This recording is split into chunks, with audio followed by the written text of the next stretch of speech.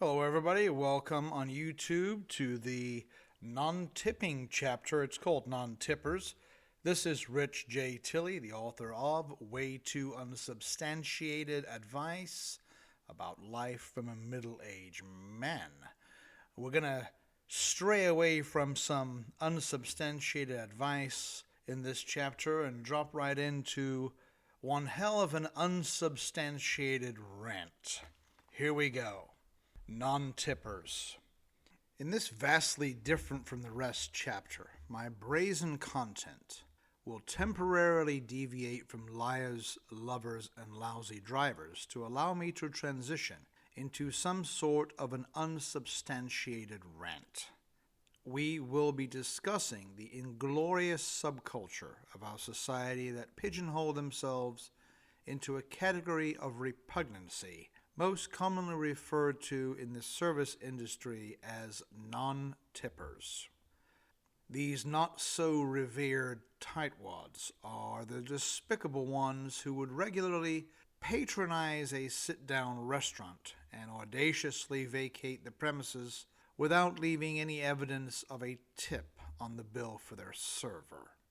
In addition, we will dissect the small minority of folks that order food directly to their homes or businesses and intentionally forget to add a well-deserved gratuity for the delivery driver. We will cover several social norms related to the overall philosophy of tipping, talk about different characteristics of non-tippers, and end the chapter with an attempt to logically explain why these classless individuals choose to be loyal members of the No Tip For You Club.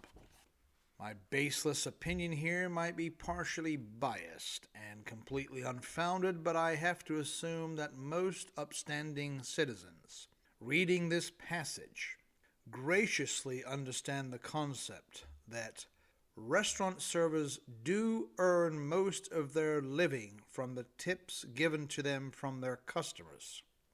In addition, I have to think that even fewer people are not ignorant to the fact that food courier delivery drivers are not usually driving around town tearing up their overused vehicles simply for their own personal enjoyment, right? So I ask you, what list of factors do you think causes people not to tip? What makes these select members of our society act out in this way? Do you feel there is ever a time to justify a zero tip for someone working in the service industry? Well, here's a scenario. If we were dining at a nice restaurant and our meal took forever and a day to arrive at our table, does this occurrence qualify for the stiffing of the server at the end of our dining experience? What would you do? Often, a long wait for our food to be served usually has nothing to do with the waiter or waitress, and more to do with the kitchen management process. Do you agree? In this post-pandemic era, the sad reality is that most of our restaurants, hanging on by a volatile thread for survival, seem to be understaffed and short-handed in the kitchen department. Taking these new conditions into consideration, I think we should still show kindness to our server. In the previous example, the best way of handling this unfortunate dining mishap should be as follows. We should ask the manager on duty or owner for a fair discount on our food bill, instead of taking out our frustration on the waiter or waitress.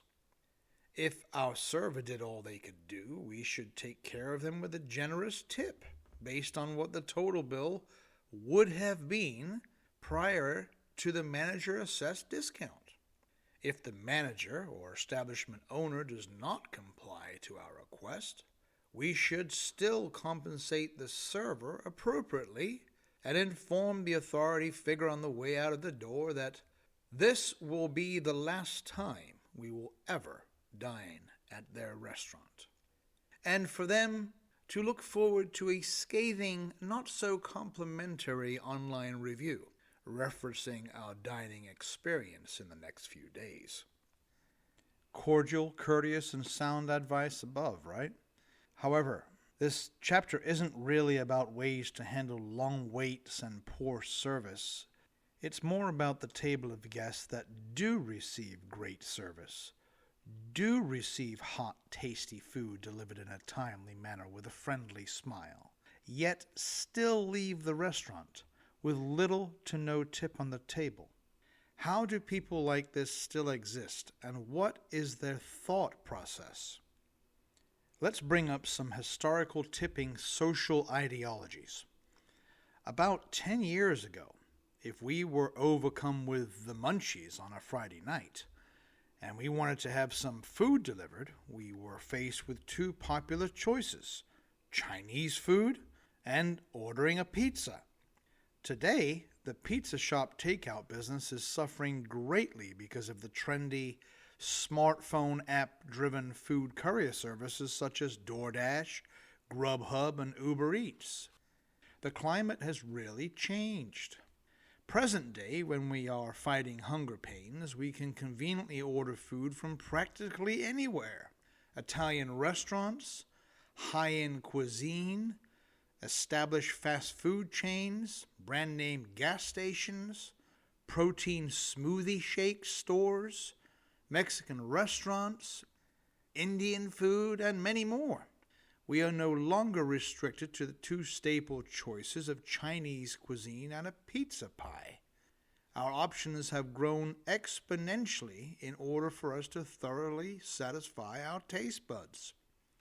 I have an emphasis bar here. It says technological advances with our cell phone apps options have created a paradigm shift in the food delivery business. Traditionally, if we were ordering a pizza back in the early 2000s and we didn't consider ourselves a cheapskate, we would customarily tip our driver at the door, exchanging cash money or signing a credit card slip in person. We were conditionally programmed to tip after we received our food. However, today, with the app-based food delivery services clearly dominating the market, we are newly accustomed to tipping before we get our food. Am I correct? Why? Because if we don't tip ahead of time, we know that our order will not be picked up promptly by any driver, and our food might take forever to arrive, if at all. It is common sense to realize that if we are skinny on our tip amount, or non-existent on it, that our order will be bumped by many other enticing offers that compensate the drivers considerably more money for their time. In today's tough economic climate, with gasoline prices continuing to spike to all-time highs, I have to ask, what is going through the minds of these people ordering food with little to no tip for the delivery driver? Are they delusional? Have they not been to a gas station lately? Are they not aware that a food delivery driver has to spend about $50 every other day on fuel? The cost of gasoline is a sizable expense for these independent business food couriers. Think it through. If a driver works on average 6 days a week, they're easily spending $150 per week on fuel. That's $600 per month, trying to keep their gas gauge above the empty line so folks can stuff their faces and swollen bellies. Now that we have scratched the surface of this subject, here is where we get to have a little fun. We're going to break down our community of non-tippers by placing each one of them into selectively deserved categories. The 4 classifications chosen are as follows: the low-class lowlifes, the suburbia slimeballs, the restaurant rascals, and the inexplicable despicables. If this writing hits too close to home when you're reading through these descriptions, you may want to change your tipping course of actions going forward. The low-class lowlifes. Most folks living in economically challenged communities do not have a whole lot of discretionary income to throw around. Money is scarce and tight. This cold hard fact I do understand. However, one common truth that I have learned is that poor people have poor ways. People living in lower income neighborhoods inherit foolish spending habits that swallow up most of their extra money. These undereducated individuals collectively subscribe to the philosophy of putting things that cost money into a category of need, when in reality the things they think are needs are just an array of bad habits they simply want, can't do without, or lustfully desire. You know what I'm referring to. Impulsive and falsely fabricated needs such as cigarettes, beer, liquor, and recreational drugs. For example, the same individual that chooses not to tip their delivery driver would easily spend $30 on a bottle of booze, or $70 on a carton of cigarettes the same day. I have also learned that most people do have money. The general public obtains this necessary evil commodity somehow, some way, legally, ethically, or unlawfully. So why do I believe that most people have money? Fueling an everyday weed smoking addiction, or defacing your body with yet another body tattoo, can cost hundreds of dollars. They're not fooling me. The truth is that very few people in our society have absolutely no money with absolutely no periodic income source. Money comes and goes in an almost cyclical pattern. It temporarily flows into our hands and suddenly, poof, it vanishes and slips away through our fingers. Somebody might be somewhat truthful in claiming that they may be flat broke at that very moment, but they know and we know that there was a brief moment of time when the same individual had some extra money. The extra cash burned a hole in their pocket and the funds have been spent on something. Don't let people smoke screen us that they are always broke. It is what people want to spend their money on when they have it that dictates an individual's chosen lifestyle. Over the course of an average week, this non-tipping, low-class, low-life character may have also squandered over $20 purchasing lottery tickets, or dropped an exorbitant amount of cash on a handful of pricey caffeine-laden energy drinks. Ironically and disappointingly, during this same short-term money cycle, these scoundrels will claim they didn't have that extra $2 or $3 it cost for one energy drink or several lottery tickets to take care of their restaurant server or delivery driver. Individuals who act out in this way are typically only thinking about themselves, caused by a lack of personal discipline, abusing their cash flow management, and not living the right way.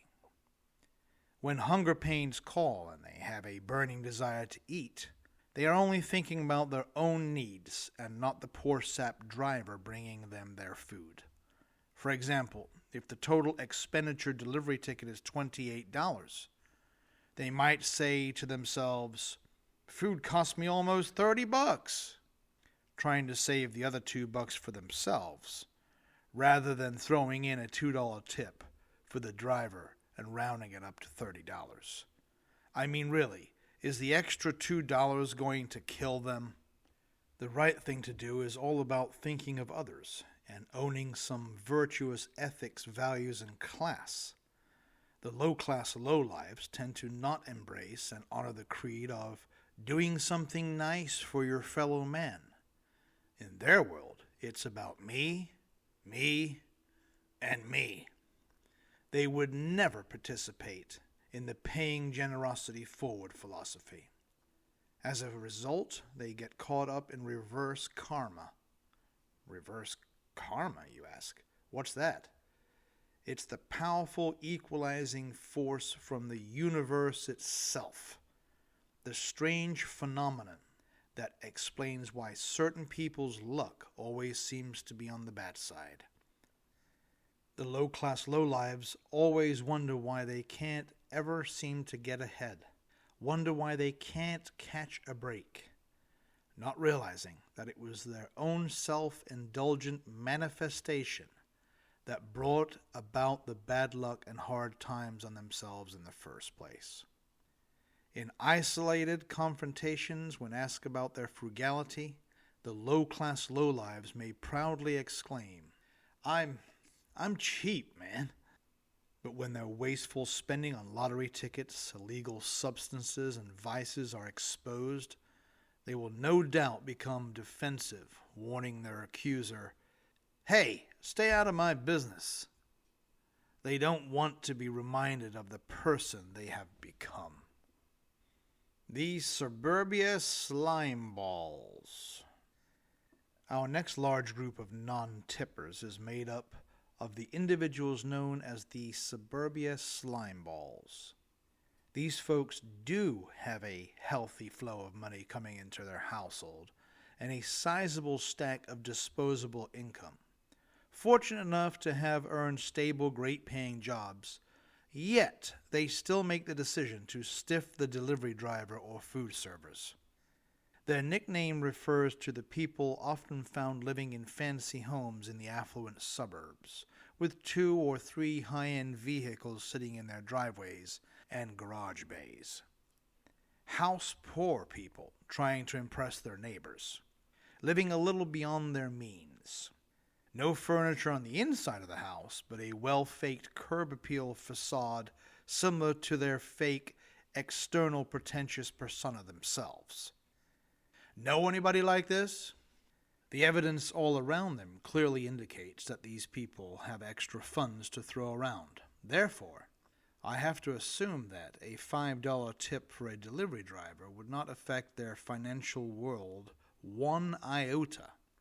So why do these folks not tip? It can be puzzling for a delivery driver. Sometimes the non-tipping event might be as simple as food being ordered by a high school kid using mommy and daddy's joint account for an after-school snack. The teenager might have been a bit clueless and deficient in life skills and may have meant no harm.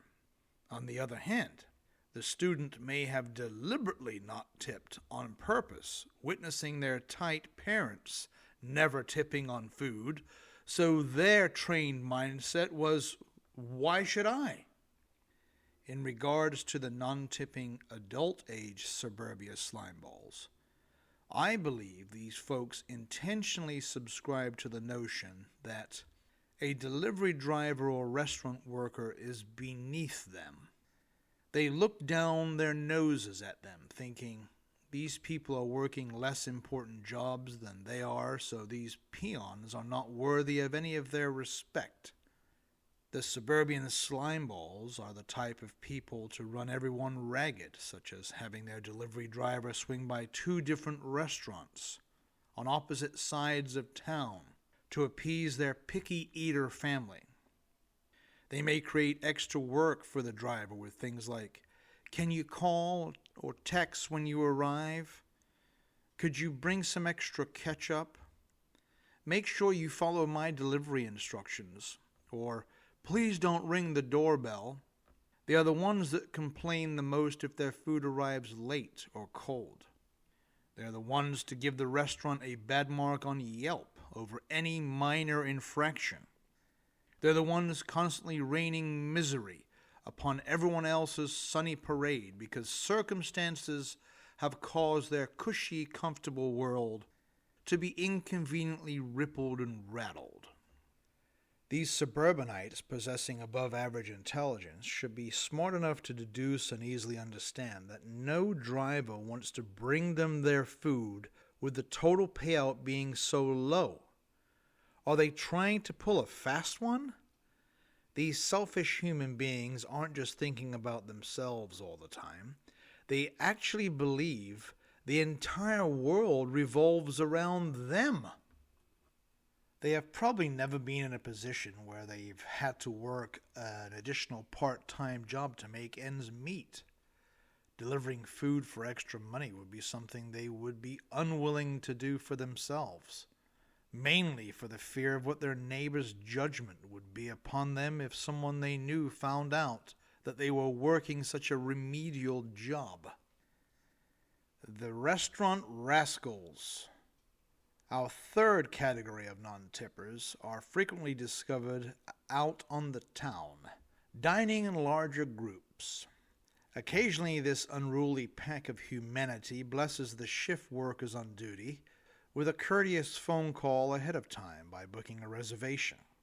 However, more often than not, they prefer to show up in an unexpected manner in parties of 18 to 20 people, surprising the entire restaurant staff.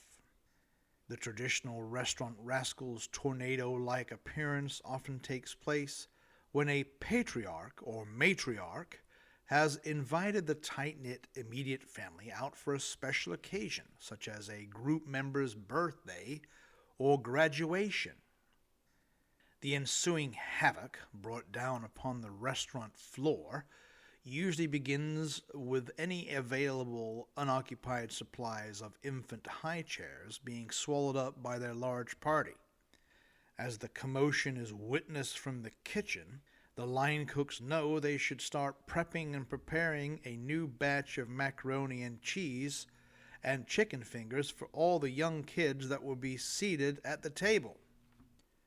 Most of the adults and older children invited to this feast and celebration seem to know that no money will be required from them on this eventful evening, correctly assuming that the bill will be taken care of by their elder invitee.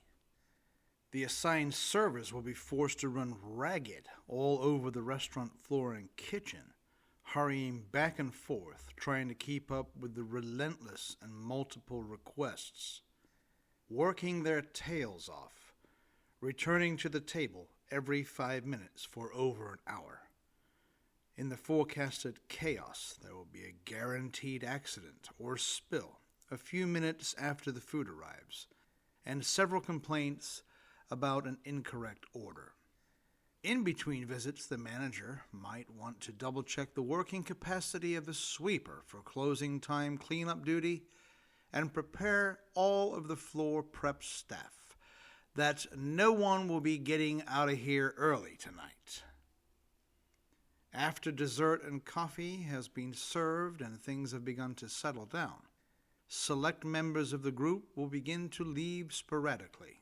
The bill will be handed out for the leader of the table to view and take care of, as the last few guests slowly leave with their coats and disappear into the dark shadows of the parking lot. The head server will take this opportunity to go for a breather behind the building with a much-deserved smoke break.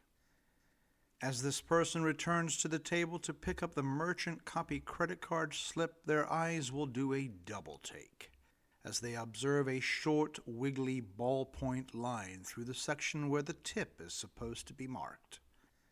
They notice no loose bills on the table either. At this time, the head server will impulsively blurt out in blue language, "Oh my God, these mother effers didn't tip!" loud enough for all the remaining restaurant patrons to turn around and stare to see what all the fuss is about. Livid and boiling over with fury, the server will think about all the work it took to serve this table and look out the windows to see if any one of the restaurant rascals are still en route to their vehicles. At this time, the manager on duty will come flying out of the back room, sprinting over, trying to calm their best employee down, restraining them, yelling with a desperate plead, "Don't go out there. Don't do it, honey. It's not worth it." Everyone that has ever worked in the restaurant business for any length of time has had this encounter with the big table containing the restaurant rascals. "Y'all come back now, you hear?" "No, please don't." The inexplicable despicables. The final category of non-tippers are known to act out in such a malicious way that their intentions and behavior simply cannot be explained. One common occurrence is when a customer orders delivery through a food courier app service and submits a very large order where the total bill should be easily in the excess of $100. The assigned driver can see on their dashboard exactly how much food has been ordered, comparing it to their initial payout, and naturally assumes that this may be the customer that is obviously going to leave an extra tip once the food is delivered. Thinking any humane person would probably tack on an additional $15 tip for a food bill over $120. The driver sits in the lobby waiting patiently for all the food to be prepared by the restaurant's kitchen staff. When everything is finally ready, the driver accepting the big order has to manage several bags and a variety of soft drinks for their ride to the destination, carefully barricading and stabilizing styrofoam tumblers so they don't spill all over the back seat of their vehicle en route. Shockingly, after all the bags and beverages have all been delivered after multiple trips to the front porch, and the driver closes out the order on their cell phone, nothing, absolutely nothing extra for them. All that extra waiting time and extra work, the careful planning, the sincere hope and excitement, the anticipation of a fruitful delivery ending in little to no tip. Inexplicable. An even more shocking scenario is when food is delivered to an individual actually working in the service industry, mirroring the driver's profession, such as a waiter or waitress in a restaurant or a parking valet attendant, who all make their living off tips. One would think that these types of workers clearly understand the importance of a gratuity, but nevertheless they decide to stiff the driver. How can this happen? Why does this happen?